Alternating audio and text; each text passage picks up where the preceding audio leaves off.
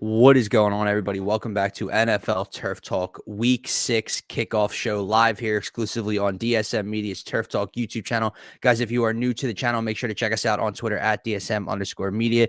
Check out the link tree in our bio. It will take you to every social media platform we are available on. If you guys want to be interactive throughout today's show or any of our shows here at DSM, make sure to subscribe to all three new DSM YouTube channels, including this one, Scotty Talks NBA, the one we're live on right now, the NFL Turf Talk, as well as the DSM Philadelphia channel to get you ready for all of your Phillies, Sixers, and Eagles content. I am one half of your host, Dylan Davis. To my right, my faithful co-host, Scotty. My man, what is going on? And welcome to Week 6. Week 6, man, and I am actually really excited for this week. There's some pretty decent games on the slate, but more or less, I'm excited to see some of these teams iron out whether they're good or not, right? And we maybe get closer to seeing the real identity to some of these teams. So that's what I'm looking for this week. But nonetheless, I'm happy to be here with you on another NFL Sunday. Feels weird that there's 3 London games in a row.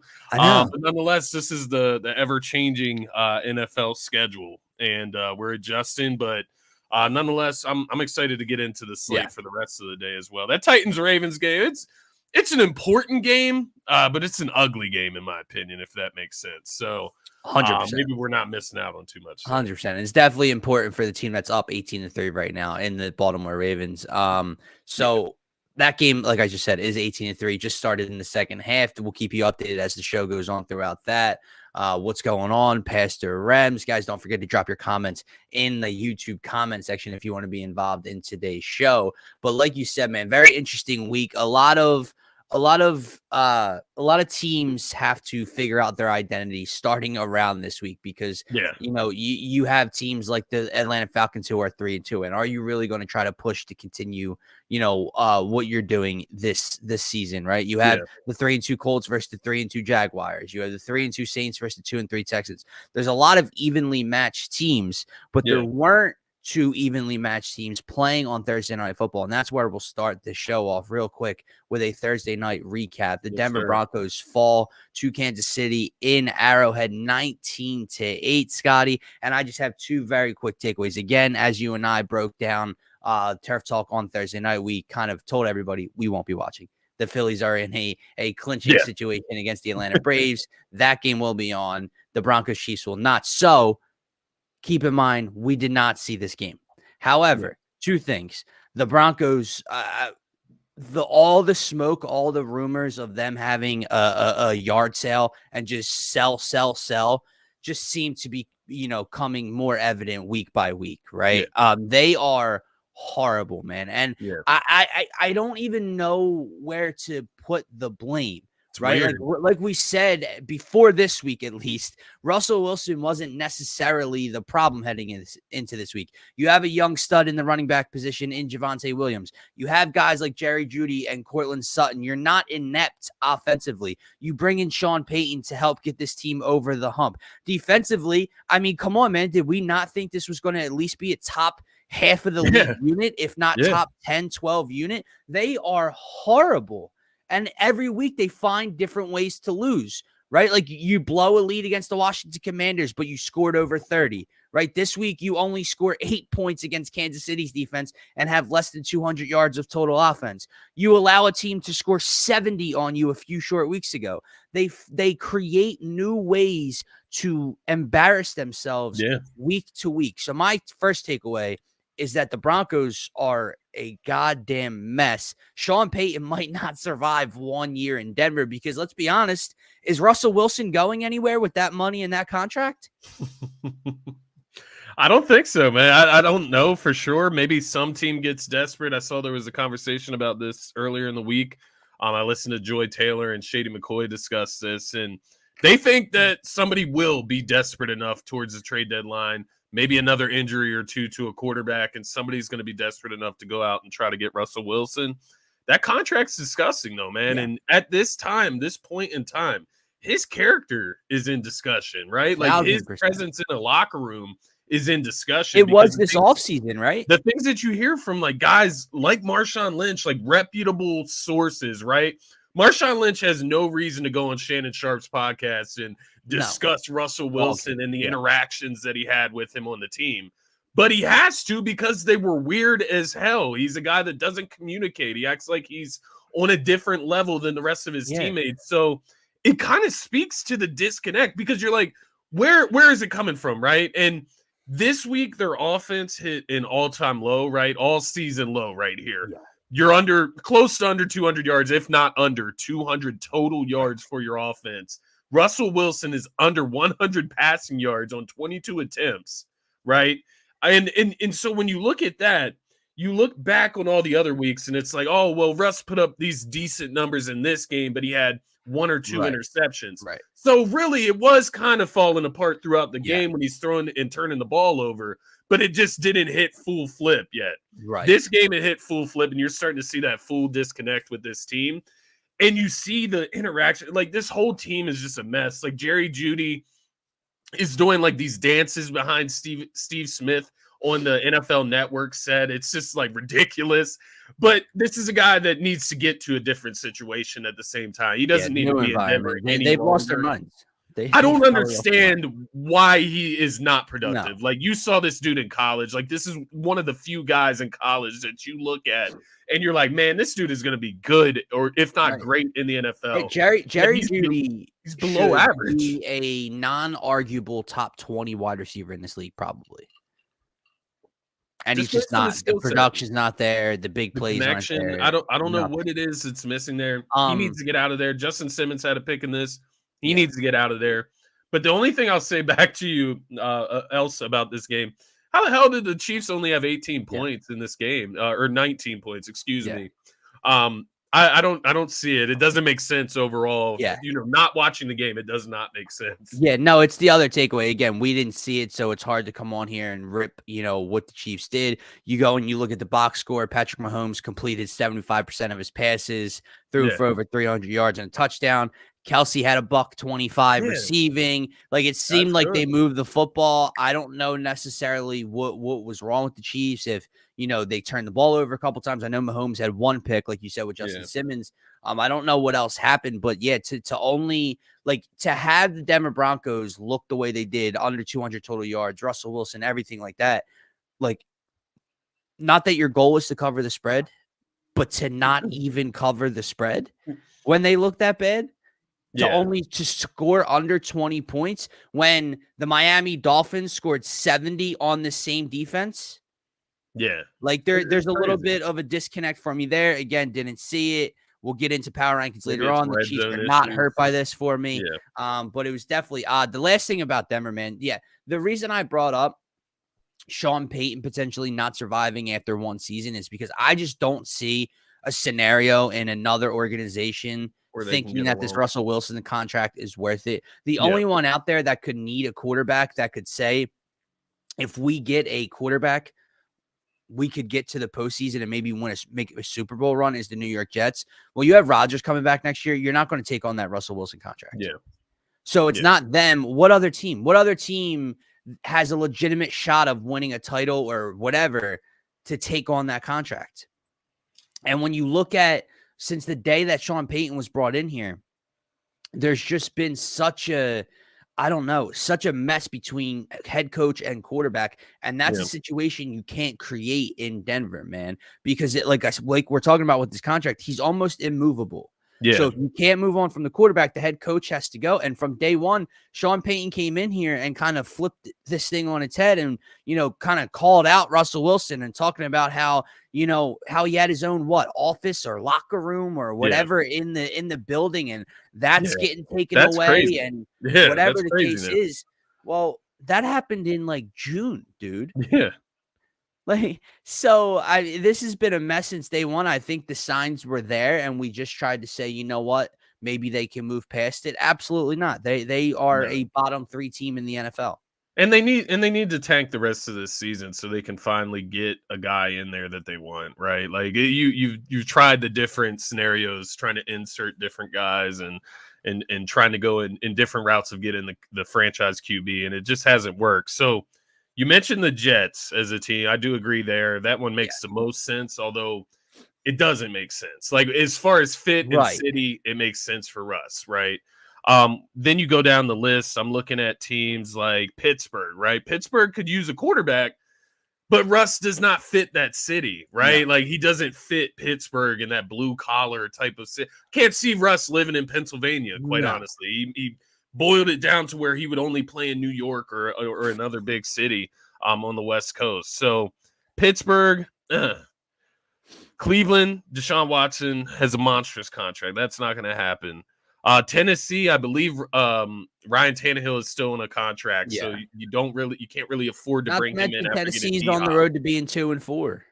Yeah, exactly. So what's the point? Are they really a contender with Russ?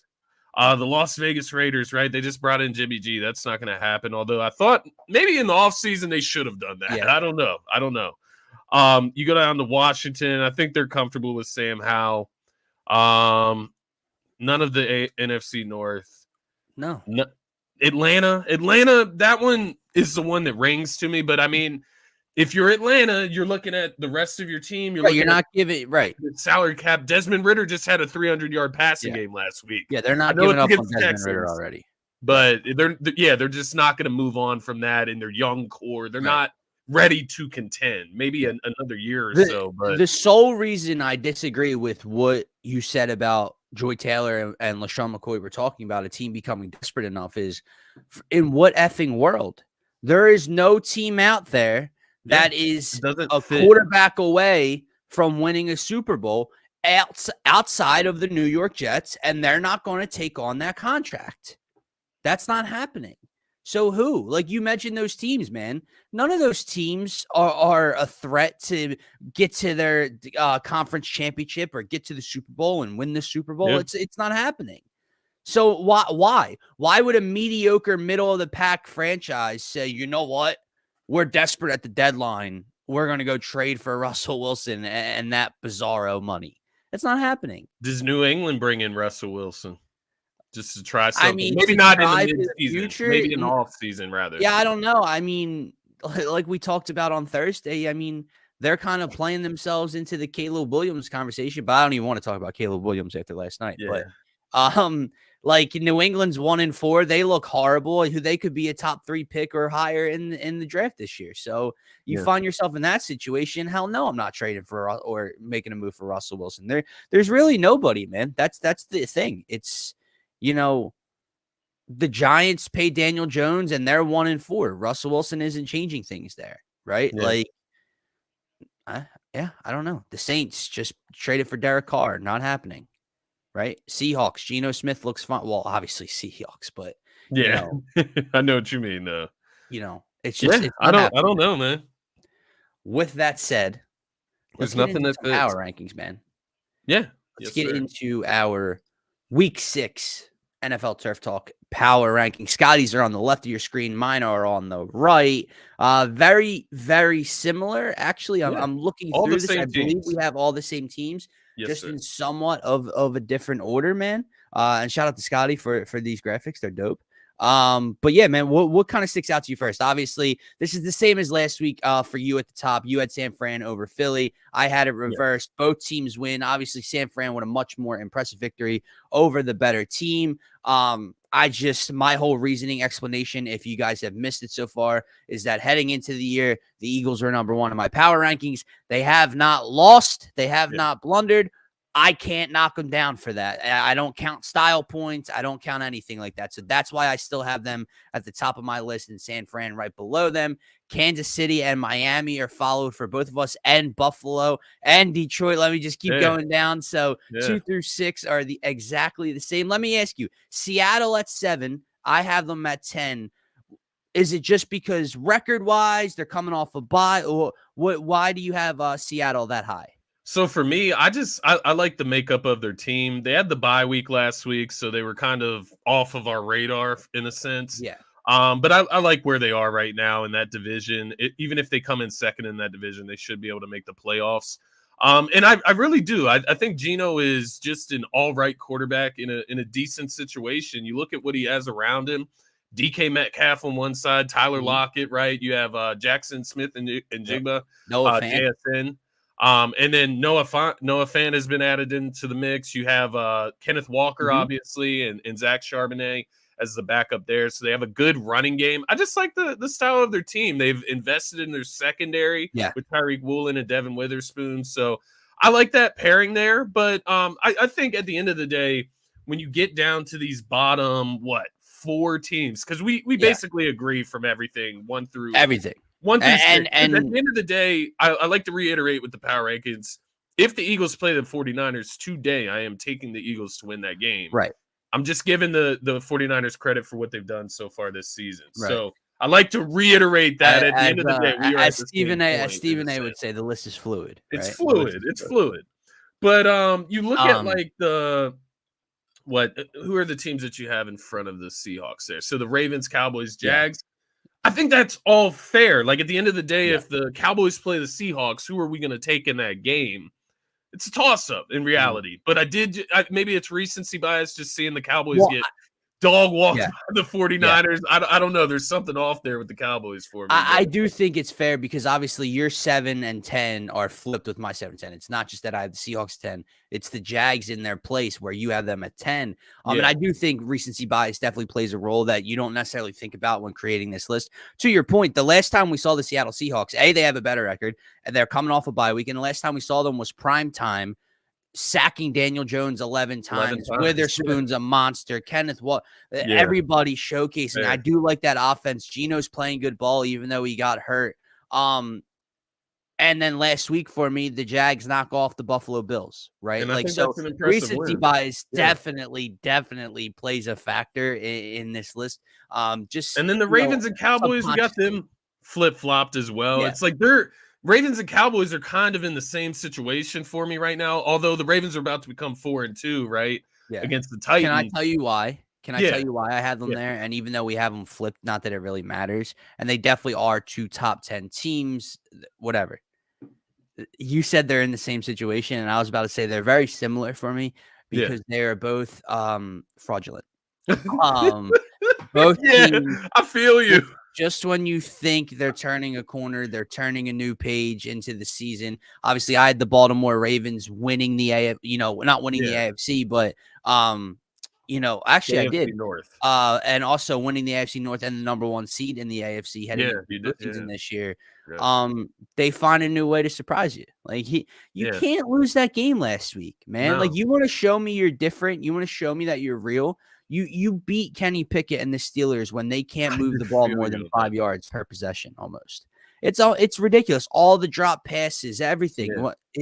I know they're winning today. I know they're on their way to being 4-2. The Cowboys will win. They'll be 4-2. Like that's great, but I think they're in a lower tier than the rest. Do you think I guess we'll get to that. But do you think the Cowboys beat the Chargers this week? We'll get into it, obviously, in a second here. I do. I think that the Chargers' defense is atrocious. I know that Khalil Mack had like 100 sacks last week. I think that their defense is bad. Obviously, Austin Eckler's coming back, first week back. How will they utilize them? That Cowboys, it depends really, man, because that Cowboys I do think it's a toss-up. I'm not disagreeing per se. That Cowboys defense can look one of 2 ways, right? That Cowboys defense can look dominant, and maybe, the Chargers and Staley aren't using Austin Eckler the way they should. They're using him more in the passing game, and Micah Parsons can pin his ears back and get after Justin Herbert.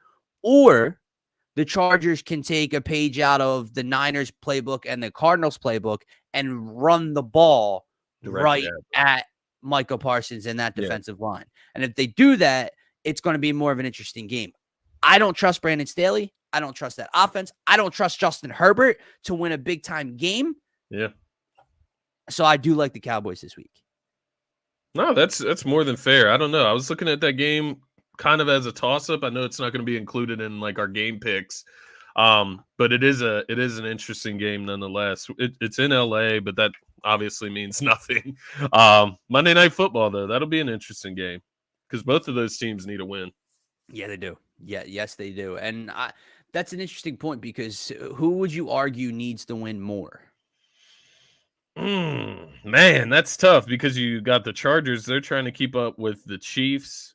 Yeah. You got the Cowboys. They're trying to keep up with the Eagles Right. and stay out of that number 5 or whatever spot that's going to match up with the Eagles or the 49ers in the first level of the postseason. But Dallas is coming off that shellacking. they're And coming off the that Chargers are coming butt off a whooping. bye. Yeah. I don't know. I feel like I don't know. It feels like in order to make the playoffs, every win is more important for an AFC team. Yeah. Whereas the NFC, it's really just about staying in your division race for Dallas, right? Mhm. So I would go Chargers just because they do. Like if the Bengals win this weekend, for example, right? They become 3-3. Now they're back in the mix. However, though, I don't if know. Dallas loses and the Eagles beat Zach Wilson today, Dallas is 3 games behind Philly for the division. That is true. Now, again, to your point, holistically, 3 wild card seeds for the little rankings. easier to grab one of those in the NFC than the AFC. Yeah, exactly. So, That's exactly what we'll I'm see. going with. We'll see, man. But let's get to this week's slate. Let's get to our picks. You start off this week. Who will be your number 1 overall pick? Who is your biggest favorite to pull out a win? Yeah, man. It's actually I'm going back to the well last week. I know I didn't get to pick first, but they were the first pick last week. It was the Dolphins over the Giants. Then I think it's I'm going with the Dolphins over the Panthers today. Minus 14.5. So they're 14.5 point favorites against the Panthers. Panthers obviously 0-5, right? Like this is why we're going this route.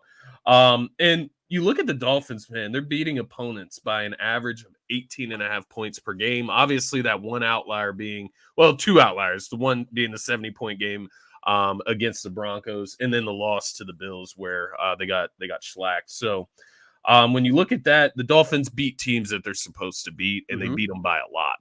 And to that point, I do think the Dolphins will come away with a win against the Panthers today.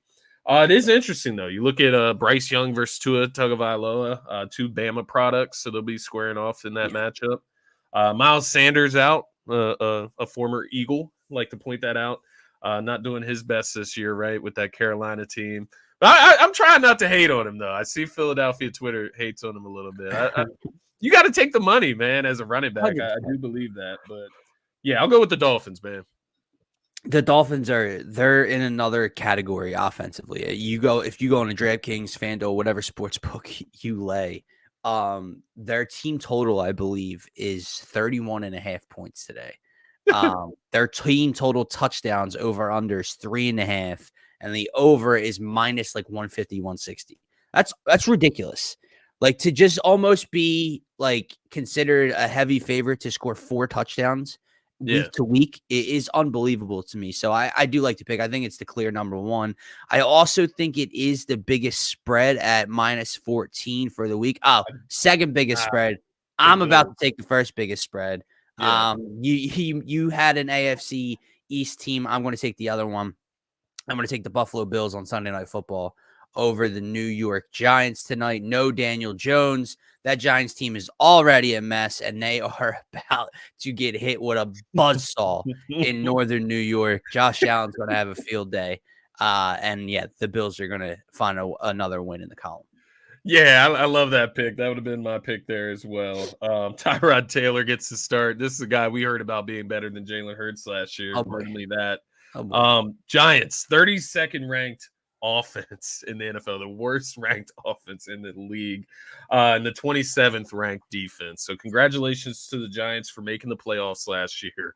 You suck. Like, this is bad. Number 3. So my second pick, I should say. I am going to go with the 49ers over the Browns. This one was interesting because if Deshaun Watson plays in this game, I would be half tempted to pick the Browns as a sleeper to win this game. That being said, he is not playing. PJ Walker is starting. And that being said, we're going to go with the 49ers to remain undefeated there. That, for me, man, that is just my thinking behind that hypothetical. Browns are a really physical team. They play really good defense, and they run the football. I think that's a big thing when you look at a matchup with the 49ers. Now, no Nick Chubb, that does bring a little bit more doubt to it as well. But no worries. Deshaun Watson is out.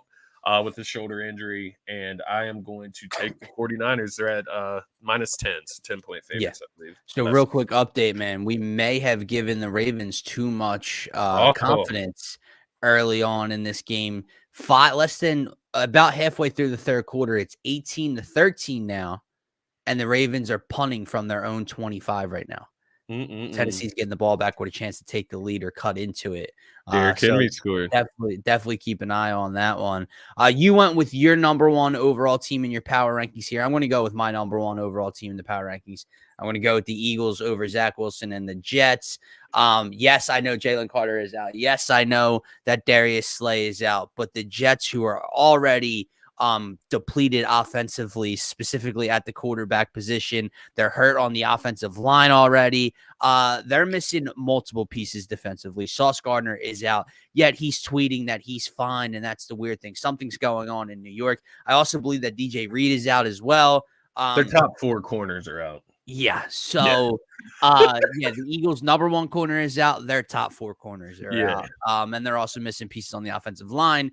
Jalen Hurts versus Zach Wilson. That's the story of today. I think that Jalen Hurts goes out there and balls out. I trust this Eagles O-line to hold up against the Jets' defensive pass rush. And if you're beat up in the secondary, this team is going to pick you apart. A.J. Brown, Devontae Smith, Dallas Goedert. Hell, Olamide Zaccheaus might be a sleeper to score today with no Quez Watkins out there, Scotty. So I'm going to go with the Eagles as my second pick. And yeah, there we go.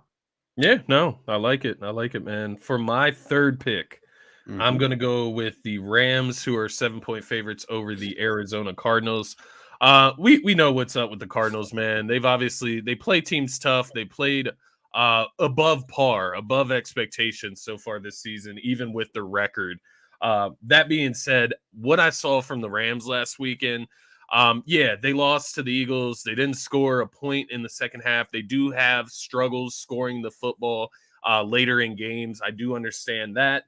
But I do think as they get things ironed out with Cooper Kupp, they will start to look a lot better. That offense was moving the ball against the Eagles. And I know the Eagles' passing defense hasn't been great throughout this season so far, but you still have 2 top corners. You have a mean pass rush that gets after the quarterback. So for the Rams to be able to move their ball, even for just a half that way against the Birds, gives me confidence in them going forward.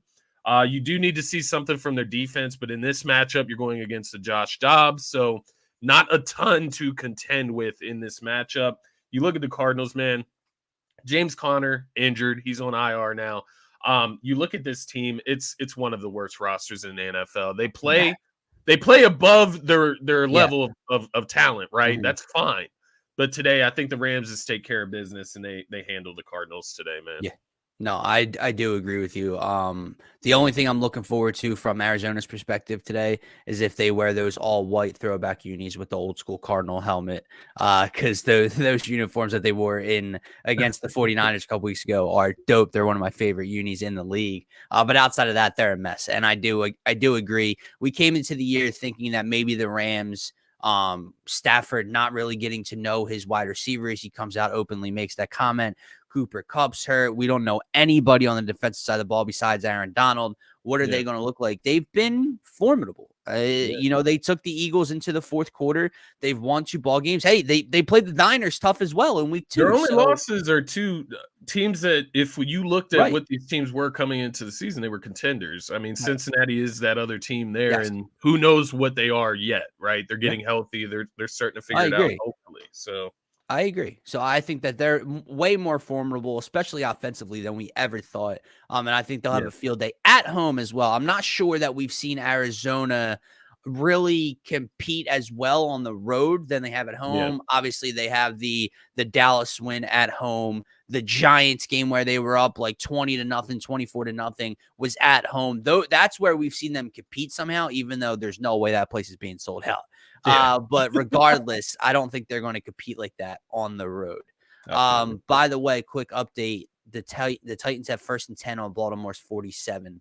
So they are looking to go put points on the board there, man. For my third overall pick,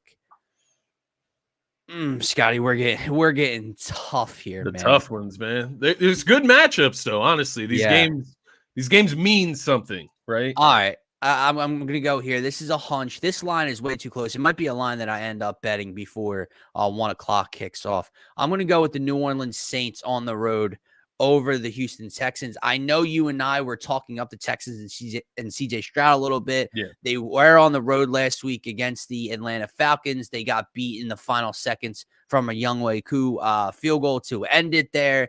CJ Stroud almost had a game-winning drive. I still like what they have for the future, but that Saints team showed me a little. So they showed me some stones last week, man. Walking into Foxborough and Bill Belichick's house and doing that to them. Derek Carr coming back from injury seems a little bit more comfortable in this offense. Chris Olave, beast. Alvin Kamara back. I think that the Saints and their defense, again, not at home, but the fact that they did that in Foxborough, I don't see any way they have an issue in Houston. I think the Saints will get a win today. Yeah, I'm with you there. I do actually like that pick as well. That's who I would have picked in that game. You look at the New Orleans Saints, man, 11-3 over rookies. So 11-3 against rookie quarterbacks under Dennis Allen. So since Dennis Allen has been head coach, they've only lost 3 games against rookie quarterbacks. And they're actually they give up the 4th fewest passing yards to teams in the entire NFL this season. And they are 2nd in the league, I believe tied there for 7 interceptions. So that pass defense, there's something legit going on in that pass defense down there in New Orleans. And I think that's going to create a very hectic environment for a rookie quarterback in CJ Stroud, who's played really well this season. No diss there. But yeah, the Saints pass defense is something serious. So I like that pick. My next pick is actually going to be another team that I feel like is kind of getting in their groove and going to find their stride here going forward. The Jacksonville Jaguars, 4-point favorites over the Indianapolis Colts. I like it. They've already beat the Colts this year in week 1, 31-21 in Indianapolis. No Anthony Richardson, right? He's gone for a little while here. So you're going to get Gardner Minshew in Jacksonville. After a game where we all went into that game, most people, I shouldn't say we all, most people went into that game against Buffalo thinking Buffalo was the team turning on their stride, getting it going for the season, right? Coming off a huge win against the Dolphins. And Jacksonville, albeit in London, they're one of their alternate home fields. They were able to come away with a big win against the Buffalo Bills, even in a game where Josh Allen, yes, he had turnovers. He had a monster game in that game, though. Yeah, he put up a comeback in that game. They were still able to come away with it. Trevor Lawrence made some big plays, and I like where the Jags are going. Starting to look more and more like the team that we thought they would be coming into the season, getting Calvin Ridley involved in the offense, ETN explosive plays. This is the type of stuff we were expecting from them. So I am going to go with the Jags against an undermanned Indianapolis team. No, I like the pick, man. And what? It's week 6. Why do you already have those 2 divisional games already getting wrapped up? Which is weird for me because I feel like Jacksonville and Indy always plays later in the season. I don't know. Randomize it, you know. I don't know if it's that Carson Wentz. Remember week 17 make the playoffs or not? The Jags end up beating them, and Indy doesn't make the playoffs, and then they had literally played the other game like a week, 2 weeks before, right? They had one game in between the other matchup. So. It's very odd to me. The Eagles do it sometimes with the Commanders. Like they'll be done with Washington some years by like the week Giants 7 or too, 8. Man. Yeah, it's very weird to me, but I do like the pick nonetheless. For my pick number 4. Yeah, I am going to go with one of the more difficult games on this schedule, but I just have a hunch with this road team. Continue to show me that you're real. You are in my top 10 power rankings. You're in Scotty's top 10 power rankings. Can you continue to climb? I am going with Jared Goff and the Detroit Lions on the road to beat Baker and the Bucs. Listen to me, man. The Bucs have been a cool story. Baker has played well above his means. Mike Evans, although disgruntled starting the year, has been rejuvenated. They're 3-1 with their only loss being to the Eagles. What's more likely? The Lions to get a win on the road, or Baker and the Bucs starting 4-1 through 6 weeks? I just don't see it. I know they have a lot of their defense back from that Super Bowl year. They're still intact. Like I said, the Baker story's been cool. If the Lions are true, NFC North champions, if they are true, maybe NFC championship contenders, they will go on the road and win this game. Well, look what the Eagles did right now. Again, you and I consider the Eagles up here, maybe the Lions down here. But there are people out there, there's people nationally that maybe think that gap is a lot more closer. And maybe they think that the Lions are in the same conversation with the Eagles in terms of the NFC. Well, the Eagles went into Baker's house and beat the dog shit out of them. Yeah. So if you're in that conversation, you're at least going to go win this game today. Yeah, I do like the pick. That was one of the games I was flip-flopping on, man, because I do think Tampa Bay does have a recipe to beat the Detroit Lions. I think they play very physical. That defense you mentioned, that Super Bowl, a lot of guys left over from that Super Bowl winning team. That Lions O-line might play a huge factor today. Will play a huge factor. Absolutely. You keep Goff upright. Going against a Todd Bowles-led defense in the Tampa Bay Buccaneers, and I think you look at this point in the season, this is one of the matchups I was talking about. I was looking forward to just seeing how it plays out. I'm obviously not going to watch it. I'm going to watch the Eagles game, but keep a side eye on Red Zone, see what's going on in the other matchups. And you look at this, man, Baker Mayfield versus Jared Goff. And if you take it back maybe before last season, right? Before Jared Goff's last season in Detroit, where he kind of revamped his name as he's a good quarterback. Like his numbers are good. Like I wanted to say decent. No, he's a good. No, he's playing at a top 10 level. Since he got to Detroit, he's been playing very good. And you look at Baker Mayfield, man, he's been playing good so far this season. Their only loss is to the Eagles. Yes, it was at home, and the Eagles, held them to 11 points. They put a slacking to the New Orleans Saints. And that's a tough opponent from everything that we've discussed about the Saints so far. That being said, I still went with the Lions because I do agree with you. It's their moment to not necessarily move themselves like above the Niners or the Eagles, but put them one step closer to it. But I also do think it's a moment for Baker Mayfield to maybe show this situation is great for me and it's working and I'm working here. And this may be my job to keep going forward. Maybe my vision and my today, version maybe of it's Baker not. Mayfield is way too tainted. I think we're at that crossroads. Yeah. No, I agree, man. Like maybe I'm just too not down on Baker. I don't think you're down on. I think you're being fair. I went with the Lions too. Yeah. You know what I mean? No, but my whole thing is like, since Baker made the playoffs with Cleveland, remember that when he got him over the hump, they made the playoffs for the first time in forever, and then everything went south there. And then you saw him be a journeyman, and then he lands with the Rams last year, and then he has a disaster on Monday Night Football, and it's like, wow, dude, is Baker Mayfield still a quarterback in this league? And the way that he's bounced back like this, like you said, maybe it's the perfect situation. Mike Evans, Chris Godwin, that culture there, that defense. Maybe it's the perfect situation for him to, I just don't believe it yet. Not win playoff games or get to the postseason, but be a competitive team, be a competitive starting quarterback in this league. So maybe my vision of Baker is way too tainted from the Rams starts and everything like that. As it should be, though. As it should be, quite honestly. My next pick, I believe this is going to be my fifth pick. I thought you were actually going with this game when you said about the road team picking up a big win to prove who they are. I thought you were going against me, but I am going with the Bengals against the Seahawks today. They are 3-point favorites. You look at this, man. Obviously, I have the Seahawks, number 7 or number? I believe number 7 in my power rankings. They're a good team. I'm not picking against them because they're a bad team. I'm picking against them because I believe it's time for the Bengals to turn it on, and I think they need this win more than Seattle needs it, and it's in Cincinnati. And I think if this was in Seattle, maybe I would flop the other way towards Seattle with that home field advantage. But you look at these teams, man, I just feel like Bengals are going to turn the corner. I think you look at it from the Seahawks perspective, even if they lose this game but stay competitive, that's a good look for them. They're going against one of the contenders that we saw from before the season. Obviously hasn't played out how it's supposed to. But I think right now, once again, crossroads, right? Bengals, are you going to turn it around at some point in this season, right? There's going to be easier matchups going forward, I'm sure, than the Seahawks. But this is a team, if you are who we thought you were to start the season, you beat that team at home.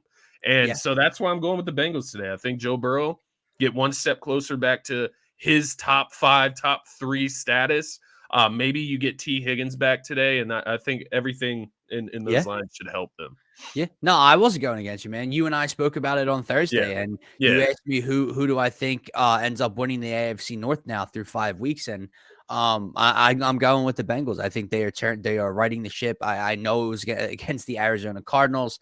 I understand that, but I do think that Joe Burrow and 7-Eleven are starting to figure things out. They have to continue to run the ball effectively with Joe Mixon and play better defense in their secondary, man. They were obviously missing Jesse Bates, missing Eli Apple. I know that sounds crazy to say, but they definitely were to start the year. And if they can right that ship a little bit, then I think they'll continue to stack wins. And you're at home. This is a big game for them because to your point, if they lose this game, now what does that make me? So that makes me backtrack everything I said Thursday night. Because, okay, great, you figured things out against the Arizona Cardinals, and then you come home against a formidable opponent and you lose. So if that happens, then I just looked at their schedule, man. I mean, win this game, or it might not get turned around. They play the 49ers next and then the Buffalo Bills. So it doesn't get easier. I lied. The next opponents are much harder. You better win this game at home against Seattle. Yeah, man. No, I agree. For my 5th pick, I am going with a game that I already bet on, not with the money line or spread that I have. I have the over in this game. Okay. But I'm all aboard. I'm all aboard the Justin Fields train this week, baby. Okay, and I'm going with the Chicago Bears to get their second win of the season. No, Justin Jefferson is huge in Minnesota. Do I think that Minnesota will not score this week? Absolutely not. I think Chicago's defense is god awful. I think Minnesota will still be able to run the ball. I think they have guys that can open up the down the field like KJ Osborne. You have TJ Hawkinson. I think that Minnesota will score. But I think just a little bit at home against a bad opponent, I think that Chicago can take what they did last week and Justin Fields realizing, hey, let me get the ball to my playmaker. And if they continue to do that with DJ Moore this week, no, not 3 touchdowns and 230 yards. But if they continue to feed DJ Moore and get that connection going, I think they'll be able to score just enough points to beat the Minnesota Vikings today, minus Justin Jefferson. That defense in Minnesota is really bad as well. I'm going with the Bears at home. I'm so happy to see you with this pick, man. I know you didn't put the money on the money line, but that doesn't matter. The fact that you're picking the Bears today, I'm happy about it, man, because I was on the Bears today as well. I was picking them. I was ready to go on my spiel, but you hit the nail on the head, man. The Vikings, they're frauds, and they're injured. And their defense is very fraudulent. Kirk Cousins, very fraudulent. Alexander Mattison, supposed to be RB1, taking Dalvin Cook's play, very fraudulent. They're very fraudulent across the board, but they can score points, so I do like the over for you. And it is more of a hunch than anything because the Bears are not good by any means. They're not a good football team, but neither of these teams are good. And I do think the Bears have the more dynamic quarterback. When I say that, it's a very key word. Don't think they have the better quarterback. They have the more dynamic quarterback that can make plays out of levels that he shouldn't reach with this team, but he's able to because of his skill level. I do think he has a pretty big day against this bad Minnesota defense, but I think it will be more of a shootout type of scenario that we see there, man. I hope so. Good pick nonetheless, man. My pick, I'm going to go.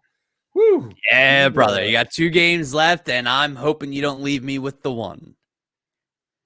I don't know which one you're referring to, so I'm going to go with my gut here. I'm going to go with the Raiders over the Patriots. Good. I didn't want that one. They're 3-point favorites. I believe they are at home against the Patriots today. Yeah, they are. You got the Josh McDaniel versus Bill Belichick, the apprentice versus the elder, and all of these guys' jobs are on the line. It's a crazy scenario, right? Like Josh McDaniels has to be on the hot seat. Bill Belichick, to your point that you've made over the last 2 weeks, has to be on the hot seat. Mac Jones, does he finish this game or do we see Malik Cunningham? That's going to be Jimmy G, bro. Stuff. Jimmy G's been awful. Jimmy G, yeah, that's the other side of the shit show. I do think overall Jimmy G better than Mac Jones. Yeah. Devontae and Adams, New England's defense is very, very depleted right now. Yeah, New England defense, a lot of injuries, right? With their pass rushers specifically. Yeah, I'm going with the better team, more star power. Josh Jacobs, Devontae Adams. Like I'm going that route rather than the I do agree. Patriots, I would have went Vegas with you as well. I just wanted no part of picking Josh McDaniels versus Bill Belichick. Yeah, wanted no part of it. I can't. Hey, Las Vegas. Josh McDaniels. 6-game stretch of scoring under 20 points. So these teams suck, man. Which is incredible, right? The fact that you just laid that number out there. You said for Vegas, right? Yeah, Vegas. Okay, because I was about to say you take the team with more talent, right? You take the team that has Devontae Adams, that has Josh Jacobs, that has Hunter Renfrow, that has Jacoby Myers. You take that team, right? Except to your point, kind of goes against what I just said because this team can't score 3 touchdowns. But they're at home. You know, I'll take that offense over New England. I will take Jimmy G over Mac Jones. And with all those guys out, with Matthew Judon out, with Christian Gonzalez out, with everybody out for New England's defense almost, I will take Max Crosby and the boys to get the job done. I do agree with you, man. The final game of our Week 6 Pick'em segment here, I am going to go with the Commies. I'm going to take the Washington Commanders over the Atlanta Falcons on the road.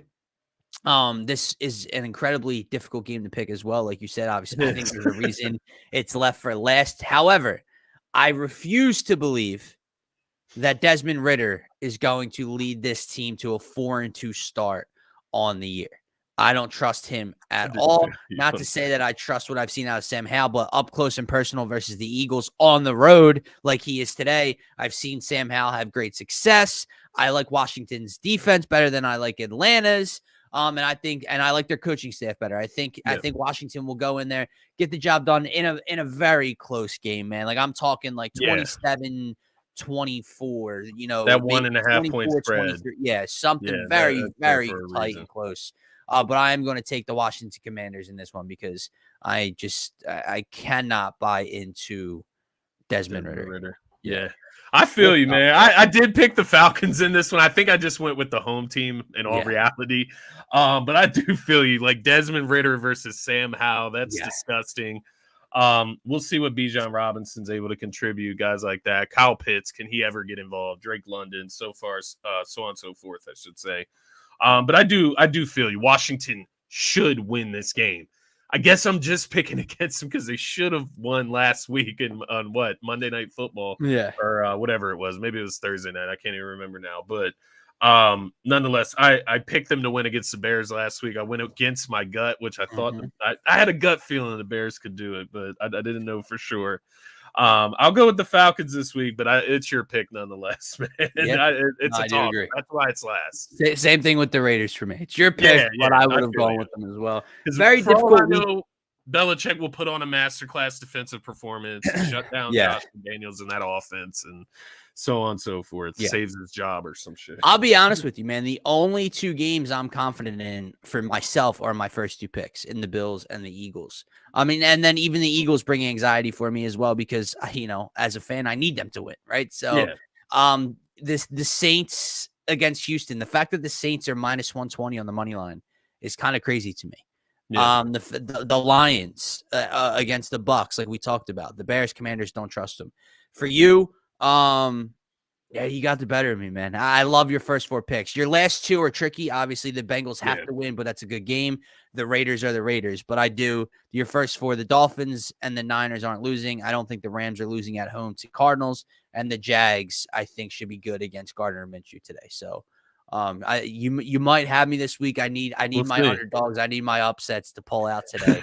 Justin Fields. My God, I'm relying on Justin Fields Sam Howell to win games today. I got Justin Fields in so many fantasy leagues. I like went all in this year. There you go.